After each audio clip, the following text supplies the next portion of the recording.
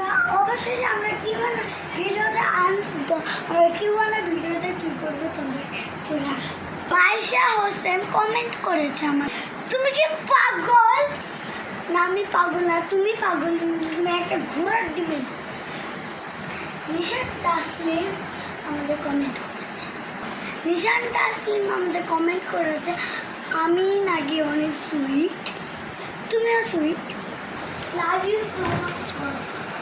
মানা কমেন্ট করেছে, মানা কমেন্ট করেছে যে আমি ডিম খেয়ে দেখাবো, তাও আবার কাঁচা ডিমের কি সম্ভব হয়ে গেছে।